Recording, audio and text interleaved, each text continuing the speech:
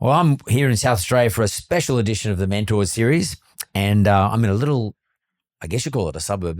To me, it's a bit more like a village called Aldinga, and I am speaking with Trinh and Mike from the Little Rickshaw.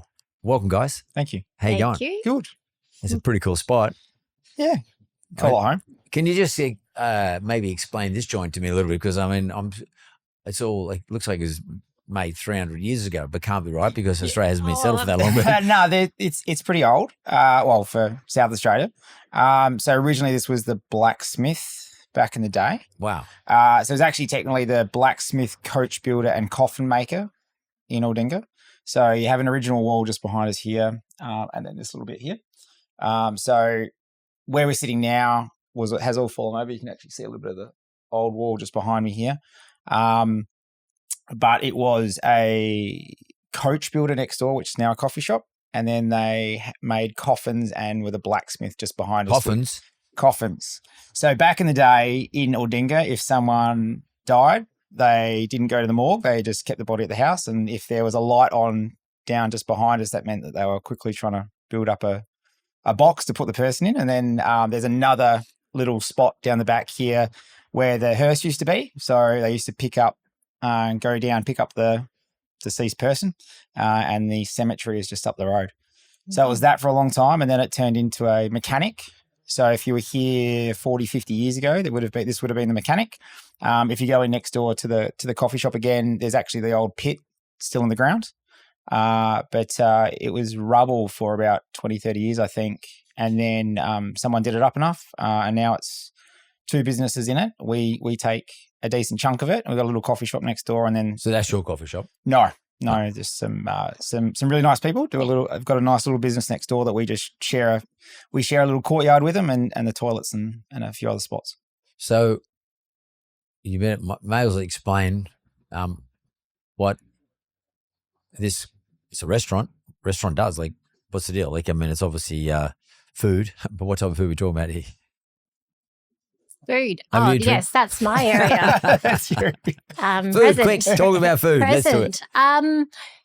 It hasn't always been a full-blown restaurant. And yes, as word on the street, we were a pop-up where we really did just fall into the space when we were grabbing a coffee next door. Serious? So this wasn't a plan. No, it was not a plan. So we used to both live in the city, like North Adelaide area, Prospect area, and we would come down to the coast almost every weekend. And just one day we just happened to walk into the coffee shop, had a peek around next door here to see just a vacant area where there was a little market stall. And we made some inquiries and happened to bump into the landlord. So we just got chatting, had a coffee, handshake deal on the spot. Donald Trump style. Yeah. Do a deal. Absolutely. So we literally fell into this spot, given that we visited the area so frequently on the weekends. So just to give us some context where we are, this is near the Fleurieu Peninsula. It would be part of it. It is part of the Fleurieu Peninsula, which is on the I guess the Great Australian Bight, or it's near the ocean anyway. It's sort of the boot. If you have a look at it in South Australia, it's sort of the boot area. So it'll take everything sort of from where Adelaide is and south, and it sort of kinks around at the bottom. Okay. So, and then where you would, at the very bottom of that boot is where you would get the ferry across to Kangaroo Island. So KI would be straight, the ocean's running all the way along this coast here, and then it'll go around, and KI would be sort of in that direction. If we went straight south, you'd basically be at Victor Harbour, and the next stop from Victor Harbour is Antarctica. It's pretty beautiful around here. We make a whiskey at the peninsula, right on the water. Nice. You know where the river meets the sea. Right, that's where our bird whiskey distillery is. Right there. Yeah. So Galway. Sorry, Galway. Do you know where it is? Sorry, I put you on the spot. but I'm going to go there tomorrow. Oh, there you go. Yeah, I haven't been for a while. We can circle back. Because and your background is wine, isn't it? Well, both your backgrounds. I can't remember now. What's your backgrounds? Mike's a publican. I ran pubs for 20 years. Yep. In mainly in Adelaide, and then I was sort of in some teaching roles because no one wants to run pubs once they're over a certain age, because who wants to stand on the front door at 3:00 in the morning? And then we kind of, so I wouldn't suggest that this is, moving into restaurants wasn't my forte or something I was thinking that I wanted to do, but it kind of just worked. So I think it's been good because we've been able to come at it Trin's coming at it from a certain angle, not being in the industry. And I can come at it from an angle where we can come at it and from a sort of pubby angle. And at the very least, I had worked for some big companies, so at least I feel like we had a good understanding that there's definitely no money in hospitality, and we sort of knew what we were getting into a little bit. That we knew that there wasn't going to be we'll just open up some food business, and how hard can it be, and we'll just make money. We were sort of at least had a good understanding from the beginning of how hard it is. Yeah, how where the margins are. But Mike, when you say from a pub point of view, you're coming in from pub point of view. Do you mean as in hospitality? You know how to make people comfortable. You know what they like to drink. How many people to put in a joint. Is that what you mean? I think so. I think that let's see if I can explain this. I think because I'd come from essentially a reasonable amount of time with ALH, which is is Woolworths. It's not Woolworths, but forget the semantics. That it's coming from a big corporate background, and Trin probably has even more corporate background than me. So at least we looked at numbers a lot and sort of understood that just because you're passionate about something and you open it doesn't really mean that there's going to be much money at the end of it. So I knew that hospitality is kind of one of those ones where you do put a lot of money in the till, but you're going to take a lot of money back out again as well. So that, I suppose, is probably one of the reasons why we started so small and didn't go and throw ourselves into a big lease or anything like that. When you say you start small, do you mean as in the pop-up? Pop-up. So we actually had a look at a few other venues and sort of said, okay, well, could we run this? And we thought, we could make this work, but we didn't want to. I think in the beginning, one of the reasons that we had some success was because we kept everything so small from the beginning and just did what was in our wheelhouse, rather than, I'm so glad we didn't go and get a 100-seat venue, 10-year lease, lock it in, put the house on top of it, and then sort of go, okay, now we need staff, now we've got to open, and now we need to pay, the rent's going to come in every week. We could sort of sit back and go, okay, well, we can do this really small. We both worked, for context, the first 6 months that we were open, we both worked full-time and just did it on the weekends. And then Trin went part-time and I kept going full-time. And I think I quit my full-time job 2 years in. Yeah, I think around 2 years 2 years of working. Trin did the full business and I worked full-time and did the weekends so that there was cash flow coming in. And if we hadn't done it that way, I don't know whether we would have made it. So it was fairly purposeful. You weren't being that sort of typical flair entrepreneur who's going to take on the world and create something no one else has ever tasted before, and you're all in. You just step by step by step. Yeah. Which, by the way, I think especially in the hospitality game is probably the safest way to do it. Yeah, I think there's a time and a place for risk is good, but when you're not quite sure about, particularly, I'd come from pubs, so I think customer service is there. I'm glad we've got a kind of, there's a pubby flair to what it does, because it gives you a humbleness and a maybe an ability to talk to everybody and maybe not pretend that just because someone doesn't know about wine that they're there for, how could they not know what this is? You come at it from you're not too precious. Yeah. If you want, you just want a straight down the line savvy bee, that's completely okay. There's nothing wrong with a little Pinot Grigio. Nothing wrong with that. You don't have to have all the bells and whistles attached to it. And I think we just came at it from let's start small and see where we go, because we could always pull the pin. So I think that was I'm glad we did it that way. Well, I'm going to ask you guys in a second, but you're probably going to tell me in the meadows or something like that. But Trin, what's your background? Because Mike said you got even a heavier corporate background than him. Gosh, it's just it's a 9-to-5er. So I suppose it's a job where I didn't love my job. Where if you're not a certain type of person, you don't quite fit into an office space where they celebrate a certain type of personality and they make celebrations over cake around the water cooler. Christmas time. So it was that. Birthdays. Yes. Yeah. So it was that type of environment where I didn't fit in. So I'm not saying I wasn't good at the job. I didn't fit in, didn't really have any friends, but I was good at the job, went to the gym a lot. So that doesn't fit a lot of the culture of a workplace where no one else really does that. It's more of a, you don't stand out. You do the job where you have to conform.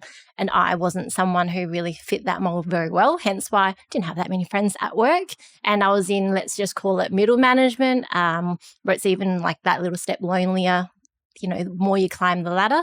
But I did end up in wineries.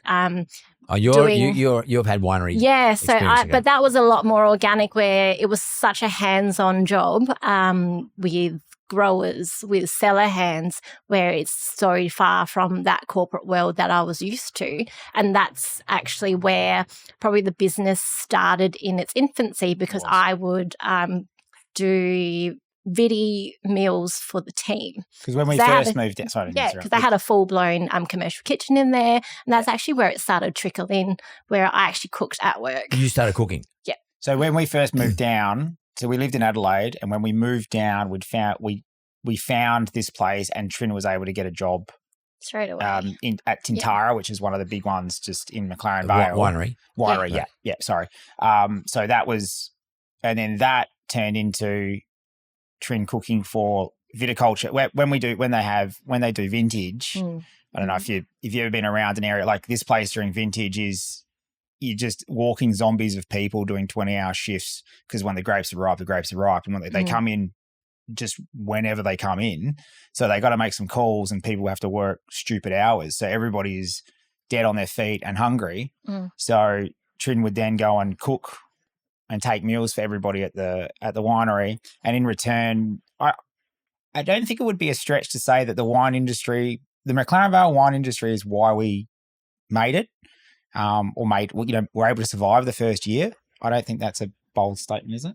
No, I don't think it is. They were the ones that supported us and got us to where they got us over the first hurdle, which was making that first year possible. And word of mouth, we hand on heart could verify that we haven't spent any money on marketing since day one.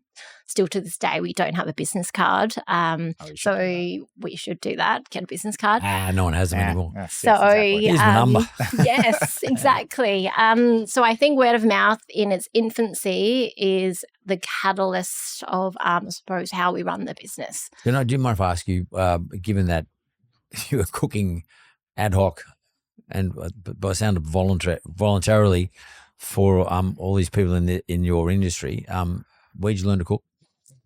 You're not a chef. No, I'm not a chef. And I think I've only finally gotten over this imposter syndrome of not being a chef. And we are 7.5, 8 years into the business. And I only have just shaken that feeling. But I love to cook from my mother at home, but not to say that I was dedicated cooking as a child. I was an awful kid to my mother. So, but she did have the bold flavors and the generosity where we did not eat a lot of takeaway when we were children. She would always have a full-on banquet every night. She's still alive? She's still alive. She actually works.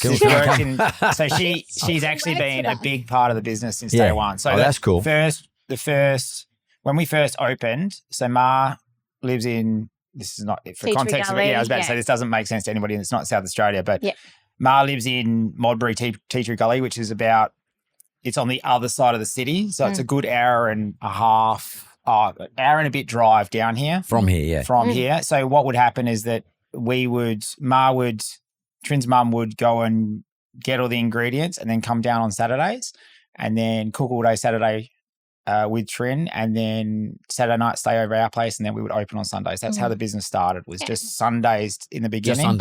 Just Sundays. And then we were able to make that work, and then it sort of developed from there. But I think with cooking as a general thing is that Trin can cook, obviously. I think that's a pretty reasonable statement to make.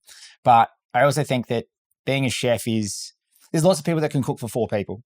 I mean, most people's mums a good cook. I can even cook for 4 people. It's not a skill that should be taken lightly. It's an amazing skill. But then if you try to cook for 10, most people can do it, but the kitchen's going to be a mess. Yeah. You better hold on because it could be half an hour late. Yeah. So to cook for 10 and then to cook for 20. And I remember a good example of this, when Trinh and I got engaged, we didn't want to have a big wedding, so we had a big engagement party, and we did 120 people. And Trinh and... Here? No, this is before here. Okay. We actually catered it at our house. It's just a rental property, and Trin's mum and Trinh cooked for 120 people. So that sort of gives you an indication of people who can do it at scale. That's a talent. There's cooking, and then there's chefing, and probably the biggest difference is how you do things at scale and keeping the consistency there. So I think that's where we sort of thought, we could probably do this. Maybe not to restaurant level, but maybe it's a little weekender. Yeah. Maybe we've got something here. We never planned to be a restaurant. No, we're never supposed to be a restaurant. Our liquor license didn't land until year 2. We actually had aspirations to be like a cool banh mi shop. That was the idea. Banh mi as in that sort of takeaway stuff. Yes. Yeah, Vietnamese takeaway stuff. Because we're talking Vietnamese now, aren't we? Yes. Because Trin's Vietnamese name. So, and the place still has a Vietnamese soul, but we've really progressed into more of a modern Asian style of cuisine. So it's just not what we planned to be. It's just organically evolved. Like we didn't choose to we didn't make a conscious effort to think, we're going to be restaurateurs, we're going to do this or that. We'll aim for accolades. We just happened to evolve it where it just is a restaurant now. So we didn't set out to be one. So your parents, I presume both your parents are from Vietnam? Yes. Yeah, like born in Vietnam? Born in Vietnam, different areas. They met here. So they met in Australia? Yes. But were your mum's not a chef? No. She's just like a family cook, but pretty good at it by the sound of it. Yes. No, she was a seamstress and my dad was a fisherman. Yeah. So very different backgrounds. He's Buddhist, she's Catholic. So best of both worlds in my upbringing in food. That's funny that I didn't realise a lot of Vietnamese are Catholics here. Yes. Yeah. A lot. I only just recently found that out. Yeah. Yeah. That's I mean, I guess it must be the French influence in Vietnam. Yeah. Yes. That's the only way I could sort of reconcile in my own head. Yes. No, it very much so is. So it's just growing up with those different influences, different cultures, and having 2 different religions in one household. That was really challenging enough. And then them both living in Australia and having best of both worlds of Vietnamese food in its abundance, along with the Australian lifestyle. So, how would you describe? I'm getting my mouth starting to water, but how would you describe Vietnamese food? I mean, like if you were to say, not so much in ingredients. Perhaps you can go down ingredients if you want to, but like, in terms of the experience that one has when they eat Vietnamese food, particularly your style of food here, like in Vietnamese influence, it's sort of like, it sounds like it's got a lot of, warmth and home cooking element or whatever. It's not like, high end by the sound of it. Correct me if I'm wrong. It's not high end, but it's tasty, maybe obviously consistent, makes you feel welcome. You're talking about the pub feel too, like, the community. How would you best describe Vietnamese food in this establishment? Well, I don't think I would describe it as Vietnamese food, more of a, not anymore, maybe a few years ago. It has a Vietnamese. It's not steak and chips though, is it? No. It's not steak and chips. No, yeah, but we would probably look to play on steak and chips. Steak foods. Exactly. It has a Vietnamese soul. Yeah. But the food at the end of the day, it's nourishing. And what we like to do, because we describe it as it is modern Asian, we like to embrace all the cultures that come through the kitchen. And that's where all the influences come from. As in cooks and chefs? Yeah. There's probably an evolution over the last few years. If you go year 1 as takeaway, like Ma and Trinh and I, that's it. And then that's is that how you got that smashed up left ear? It's right. Great. I actually normally know how those ears come back. Actually, I got a broke my finger yesterday doing the same thing. I think. Yeah, right. There you go. Yesterday, a swollen finger. I woke up this morning and think, fuck, I can't move my hand. This is from getting punched a bit too much. But no, the idea of working with your wife and your mother-in-law in a small business is you want to be able to fight. That and drink. But that's okay. No, we had the first year we were straight up Viet, and that was great because Ma and Trinh, it made sense. And then year 2, I would think that we were a little bit more, push the boundaries a bit further into maybe modern Viet potentially.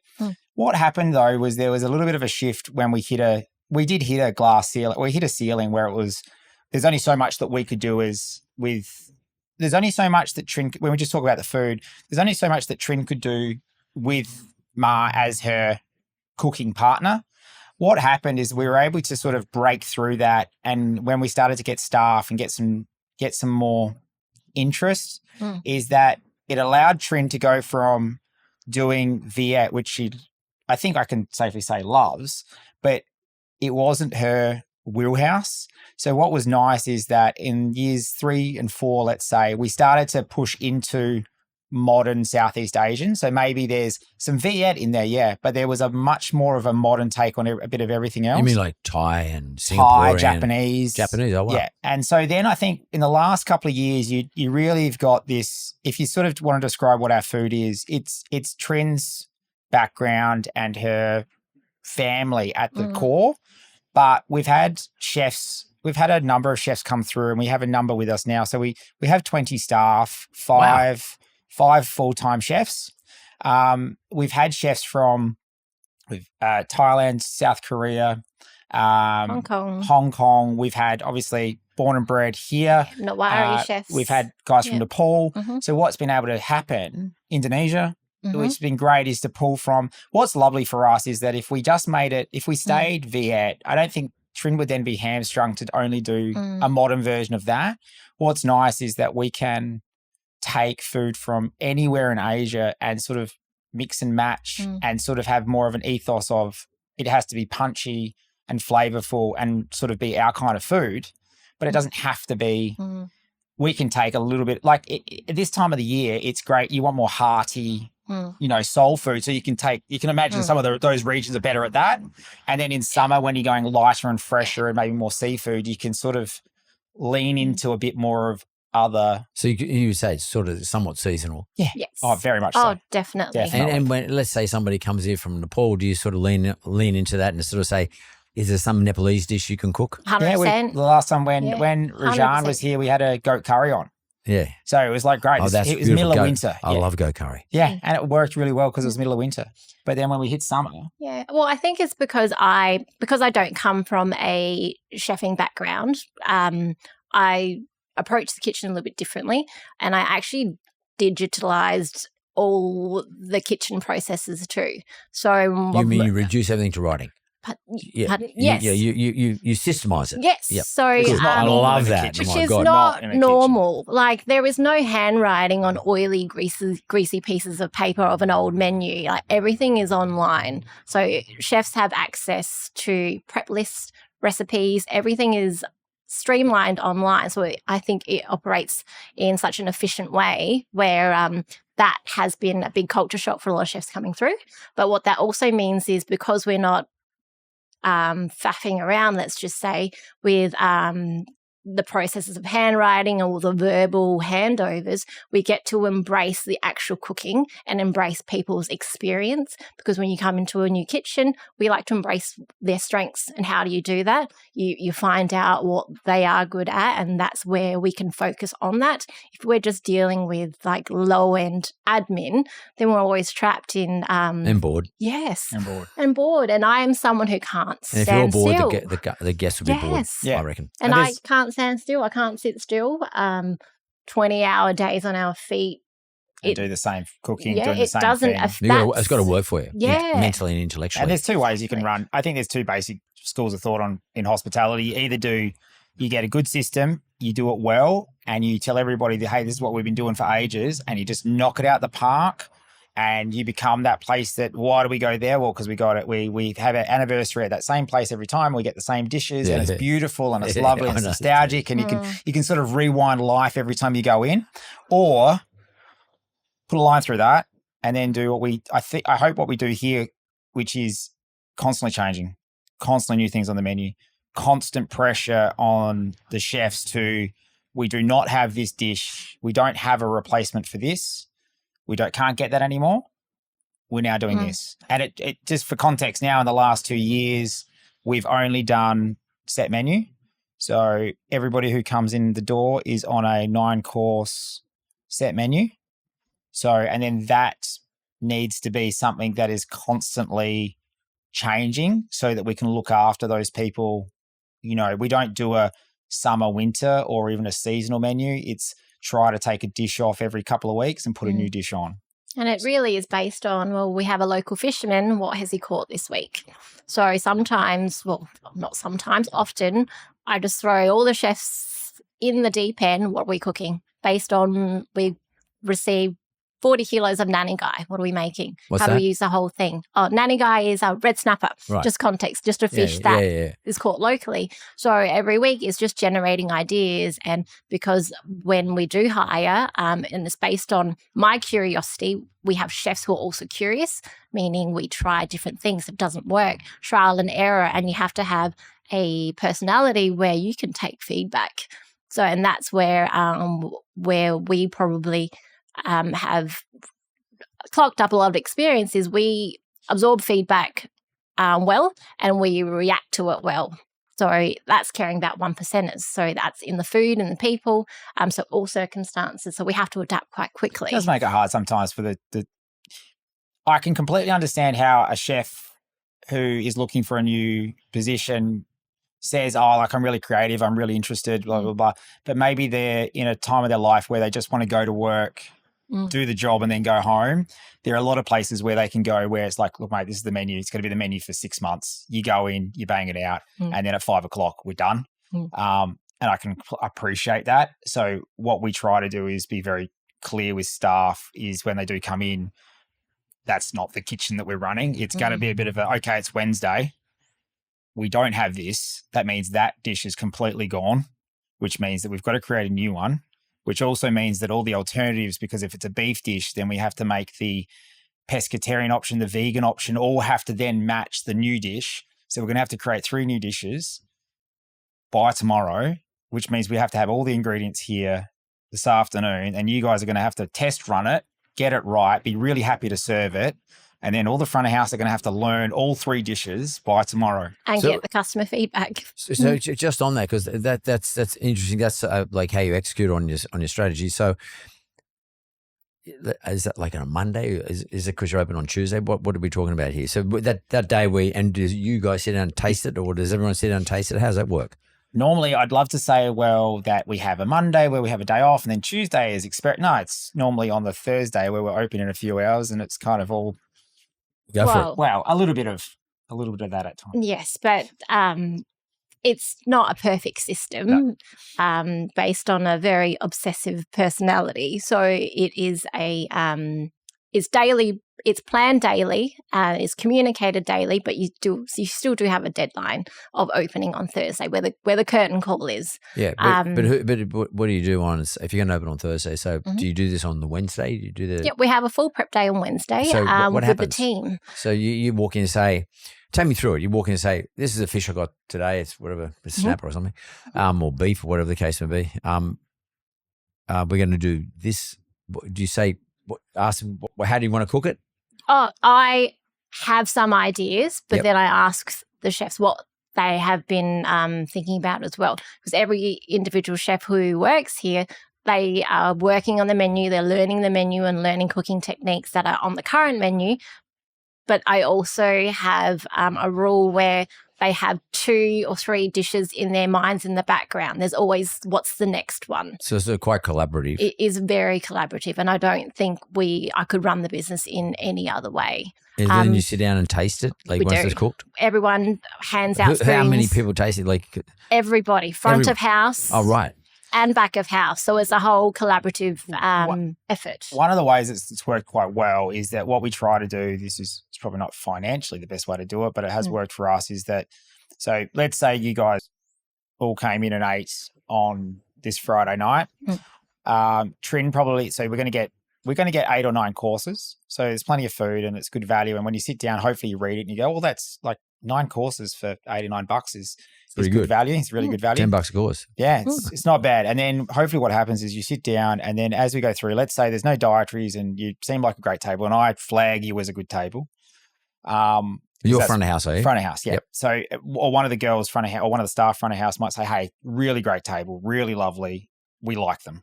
Cool. What Trin might then do is those new dishes that we're mucking around with, you get to try it. Oh, really? An extra one. It's not on. It's on top. Just a gift from the chefs. Okay, Let's throw it out there because worst case scenario, if you don't like it or it was a bit salty or it was a bit this or we're not quite hitting the mark, it's an extra gift. Do you get some punishers in? Just get some people real punishing. Yeah, no, it's just a nice little then we can get some feedback and it's going to be positive because it's just an extra one. How do you handle that though? Someone like both experienced and someone gets there and goes, maybe there needs to be a little bit more mint in that or something like that. That happens all the time. Happens all the time, but I think you take a lot of the pressure off that scenario by it being a gift from the chefs, because if we're just mucking around and we're getting feedback, then no one has to be too. Some of the feedback's good, some of that's valid, and you have to have a certain type of personality to be able to be objective with any feedback. How come you two so calm?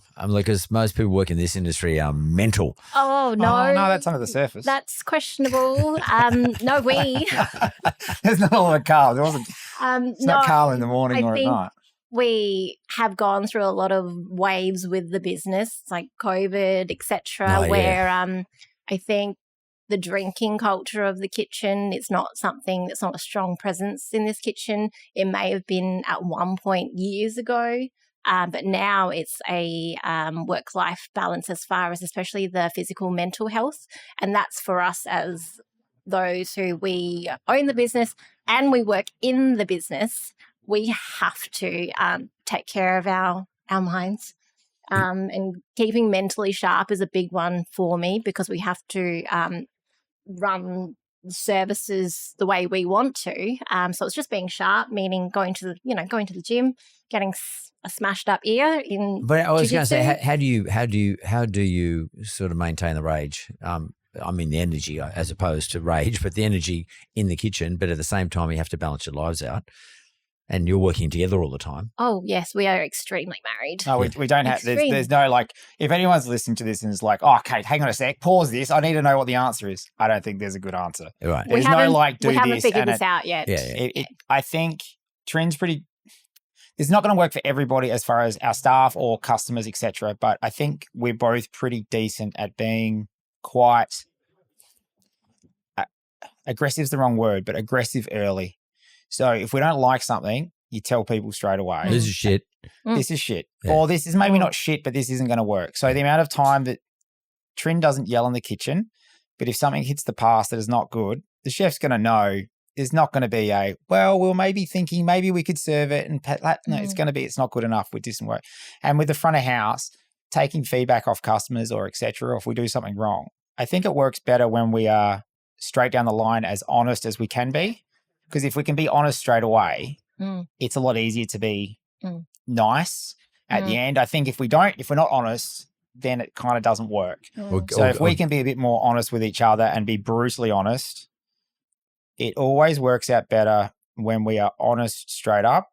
And that's with the customers is too. We're just very transparent in how we operate. I don't think there is a need, unless it's things in our private life, we don't have closed door conversations, which I find can be quite toxic. Do you make sure that personal life doesn't come into the restaurant? To the best of our ability, and is he making a face? No, but if you have a blue before you start up, we had a blue today. We've already had one. We've already had 3 this morning. But how do you sort of? Is it like, do you have the ability to park it? And just say, we'll pick it up later, or just because we've got to get on with the business? We table a lot of things, and we do try and prioritise just physical. Basically arm wrestle. Yes. Something like that. Yes. Here again. We prioritise just physical activity, I think, first and physical foremost. is good. I think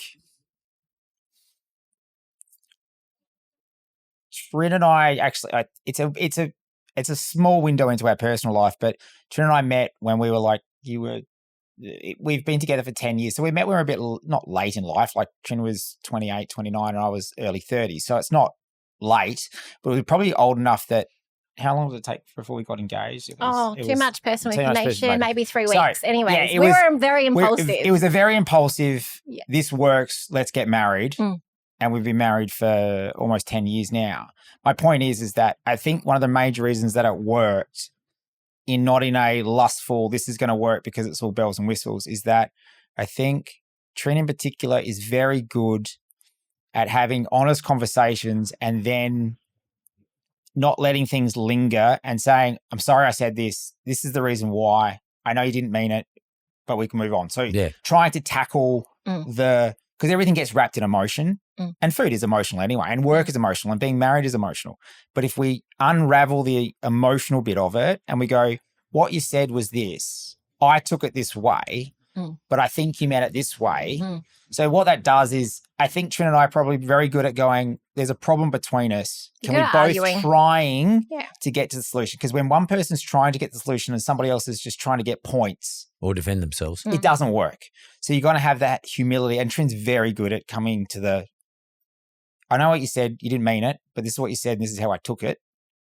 And don't say it again. Pissed me off like there's no tomorrow. Don't be sorry, just be better. Don't be sorry, be better. But getting that straight off the line I'm not saying it's a solution for everybody because it's brutal to hear like, you really pissed me off because of these reasons. It's hard not to go defend and rather go, okay, I can see that, but this was my point of view. I didn't mean to piss you off. What I was trying to say was this, but I do apologize. Do you feel more in love today than you did? Well, about 2 hours ago. Yeah, probably. Yeah. No, but I mean, seriously, when you look at what you've achieved what I mean by love, I don't mean a stupid love, where, like when you first meet somebody or, when you're impressed by somebody or whatever, but more admiration of each other. Because the way you're speaking is very, you're talking about, you're showing me a lot of admiration for Trent, like a heap. And you're being very, I think, very, very loving in a sense of someone who's been married a long time. Yeah. Well, the love maybe goes out, but it's the. But you know what I mean? That's love. I don't mean that's proper love. Proper understanding of each other. So it's nice to hear right now. Proper understanding of each other. He's on camera. He's going to exactly. I'm looking good. The good stuff. Looking real good right now. Yeah. No, but wouldn't you feel that because it seems like your restaurant's evolved and into various and the menus has definitely evolved and the business evolved from being a pop up to what it is now, and you've gone through all the iterations of it. But it seems like your relationship has too. Yeah, I think if when someone's they've just met someone and they're about a month in and they're like, they're amazing, there's nothing perfect. You feel like saying, just go camping. Go camping for a week with them. And then you're like, I swear to God, do it. Yes. Go camping in the rain. Can't go outside but not glamping. Not glamping. I mean camping. And go for a week. You're right, in winter.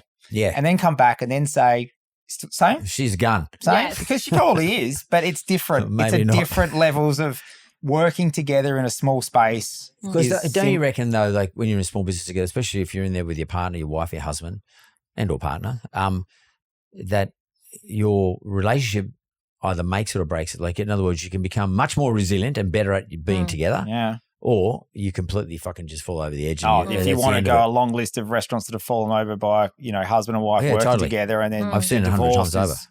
Because it's just... what's your secret sauce? What do you think your secret sauce is between the two of you? Like, why? What is it? Is it different personalities? Is it because of your background? I mean, how you grew up as a kid? What do you think it is? Humility is a big one. You said humility. I think thick skin. Yes, thick skin. Yeah, that's important. We have clear lines in the sand of which sections of the restaurant we operate. Yep. So if those lines are quite defined, the final say, we already have this veto of certain areas. So in the business side of things, there's a clear line of that's my line, that's your line, you have the final say. I think because we abide by that. Yes, and we honour that even if someone so you got rules. Yeah, we definitely have to have the foundation, otherwise we don't have any benchmarks. Business. Yes. I'm CFO and you're the Chief Operations Officer. Yeah. I'm finance and you're operating. So I mean like in a business I'm talking about. No, it's very similar. It's and that comes probably from your experience as being in business prior to this. I just want to move on to something that I noticed in the notes here is that you named one of South Australia's best by Gourmet Traveller. One of. But but that's a big deal. Which is a huge What about deal. accolades? How important is it to you? Adelaide? Accolades. Oh, accolades. We appreciate the recognition, but we didn't set out to be considered at that level. There's a weird, like you need to put things in brackets. So they're great, but you need to put a comma, but Because I think if you sort of if you judge yourself on the accolades you get, you're going to get in a lot of trouble because, so for the last 2 years, we've made the top 95 restaurants in Australia. So that's normally in South Australia, that's top 10. So that's great. And there's some good restaurants in South Australia too. There's some bloody good restaurants in South Australia. Totally. Like really, really good. And for us, I think that what happened was the number one thing for us would be don't celebrate them. Don't celebrate it because they'll go away next year. Don't take them. But I think don't celebrate, but I suppose that's don't get carried away. Yes. No, don't get carried away. But I think what's good and healthy is when you go, no, we're going to celebrate the crap out of this one because this is a big achievement and we're really stoked and it's great for the staff and it's great for us and everyone should just celebrate it. Do you deserve it? Do you say to yourself, is it important to say, fuck it, I deserve it. We deserve it. Or not just you two, but everybody. Based on hard work, I feel like it is quite valid. I don't mean in an arrogant way. I'm just saying, because haven't you got to bank your wins and give yourself a pat on the back? That's probably what I was supposed. I think we probably err on the side of we don't deserve it. You think, well, maybe you should celebrate it, but just don't take it. My point, I suppose, I was trying to make is that you don't want to look at next year and you don't make the list. Oh my God, it's all gone wrong. Yeah. It's no, that's maybe the most important thing out of this is. The accolades are really important, and we'll put that at number 4. Number 1 is there 80 people every night, Thursday, Friday, Saturday, and Sunday that are happy to come and eat, and 99.9 of them leave happy is more important than the accolades because sorry if I'm talking too much, but the restaurants that seem to win all the awards seem to be here for a few years and then they fade. Yeah. The ones that... It's not a trend. The pub down the road that's full every night because it's a decent pub and it looks after the community and, the food's pretty good and everyone's kids have worked there at some point. It's been here for 20 years. That's probably more impressive and financially better than being the place that's the new hot spot. They're amazing for 2 years. And then someone leaves and it all kind of goes pear-shaped. Well, you guys got longevity. You've been here for a long time. And do you know your customers? What I mean by that is, do you recognise them as come in? They're local people or people coming from Adelaide, from the city? Yes. No, we have. I think that's probably one of the mainstays of the return customers. We know a lot of them by first name. I know them by their requirements or dietaries. So it's all ingrained because we've been here for 7.5, nearly 8 years now. So. I would be concerned if the restaurant didn't have 25 to 50% customers that we at least know by name or at least have got some connection to. And do you deal with them in a digital sense? In other words, do you get people's details and email them and send them we make updates? Notes. Yeah, you've got to make notes about customers. And you communicate with them? No, we have it. So for me personally, I think that food is Trin's working in such a hard environment where there's so much professionalism and so much to do. Customer service in Australia is good, but it's not treated like a real industry. So that's a really hard one to work in. But what's good about it is it leaves open some opportunities for people just to do, if you get good service anywhere, it's oh my God, this is amazing because it's the norm to get decent service, but to get great service. So my point is that if we have we have an online booking system, we can do lots of things with those bookings, but what we try to do is, in a completely positive sense, if you guys came in on Friday and you really love these chairs here, making sure that we make a note to say that you really love this table. Because then if you come back, we can give you that table. So maybe if you're a really lovely table who come in 3 times a year, we'll make sure you get that table. Maybe you're someone who tries a local wine. You really like the Good Doctor Montepulciano. Let's make a note in the booking to say that you liked the Montepulciano. Then that way, when you come in next time, we can say, hey, last time you were in, I've got the new vintage. Do you want to try it? It's so easy to do. Yeah. But if we can do that, that just gives us I might not know you. I might recognize the name, I might recognize the face, but I can't remember the details. Yeah. But if we can make some notes and not me as the owner, I mean all of the front of house staff, then that relates to the kitchen because then we've got all these people who want it. Then we can give the little gifts and the little things and the little... They got a database. Yeah. You're keeping a database. Yeah, we do. And that's cool. At the end of the night, the front of house try and give feedback that these couple were going to visit X winery. It was their wedding anniversary. They love this picture frame. They wanted to know where we got the print from. We actually give them the details. Hey, we know you like this. This is where we purchased it from. So they really liked a table or a chair. This is where we purchased it from. So it's just little weird details that make the experience memorable. Like you said earlier, they're the 1%ers. Yeah. It didn't cost me any money. Thank you for coming. Oh, that's nice saying thank you for visiting us. But I think it's a nicer touch to say, hey, I hope you enjoyed going to Samson's Tall Winery, or, thank you. This is where I got my dress from. Like, often the front of house, because they all dress quite beautifully, they exchange like where they get their clothes from with our patrons. So, or they have a theme where this is not to my support. They dress in leopard print one night, and then the ladies who are in, please let me know if that's what the theme is, and they attend the restaurant wearing the same as the front of house. So it's all those small little details that I think make the experience memorable. Can I ask you one final question? The Little Rickshaw, being the name, but what's the origins of that? Or is it just more a dipping your hat to where your parents came from? I think it is. It was hard to try and find a name, but really I think the Little Rickshaw tries to capture, it's a collection of food and what we like to embody. It's a collection of people as well. So it is just you get rickshaws everywhere. Yeah. So we didn't want to be like, even though we said it was V8 to start, we sort of didn't want it to be like, oh, we don't want to put anything where it sort of says it pigeonholes us into that. It was nice to kind of go, well, there's rickshaws everywhere. Well, maybe we do that. And we were supposed to stay little. It's still little. We only seat 40 at once, but we didn't expect it to. Our customers joke now it's the big rickshaw. So we could change the name, but no. Having met you guys and listened to the story, I actually think, and looking around the joint, I think the Little Rickshaw actually suits it perfectly, to be frank with you. It just feels right. Yeah. So it's great. By the way, for anyone listening this or watching this, outside looks fantastic. The little sign out the front there, I mean, it looks awesome. Like, this is the sort of place, I don't want to call it quaint. Quaint's a shitty word. It sort of doesn't do it justice, but I'm just looking around at the way you've, I don't know if you decorated. I mean, I'm not talking about the pictures, but the building is sort of already decorated, given its age and stuff. Like, you got a bit of tin up there, and you got the exposed beams, and you got the beautiful big Persian rugs on the ground, and it sort of oozes authenticity. Well, you want something when you walk in the door, you go, oh, okay.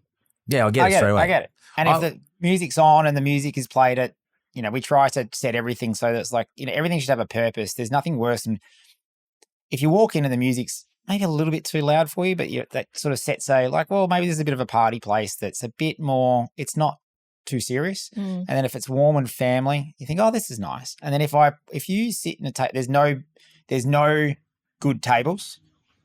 All the tables have got kind of all the tables are good.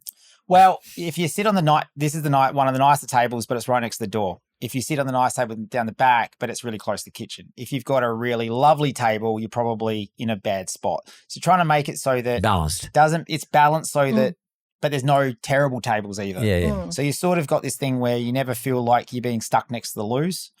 And you feel like because it's so small. So where we're sitting right now, we've got it's intimate. 1, 2, 3, 4, 5. There's 6 tables. So if you've got one front of house looking after you, you've got 6 tables. You've probably got 18 people. So you don't feel like you're getting lost in some big space. Now there's another section that's got another 4 tables, and then there's the courtyard that's got another 7 tables. As in outdoors. Yeah. So just behind this little coffee shop, there's a courtyard that we share with the coffee shop. So when they shut at 2:00, we set that up, and we open at 5:00. But if you're in these little sections, you feel like there's only 5 or 6 tables per section. So you don't get lost in a grand expansion of space. And then that means that the kitchen can look after each section at a time. And then the front of house can also add into that too. Well, if I was to, I mean, I haven't eaten here, but so I'm not talking about the quality of the food, but if I was just to summarize, this is my terminology, 3 words in relation to this place. It's I think cool comes to mind. It's cool. You guys look like a couple of cool dudes, like as a couple, and but running the joint. I think you're choking on your water. That's not cool. I haven't been called cool in that long. But I think it's cool as a restaurant, and I think you guys are cool. But I think the place, I think intimate sort of. I get that intimate feel. Because everyone's close and it's sort of looks a bit like a home in some respects. I feel like I feel like I'm someone's home.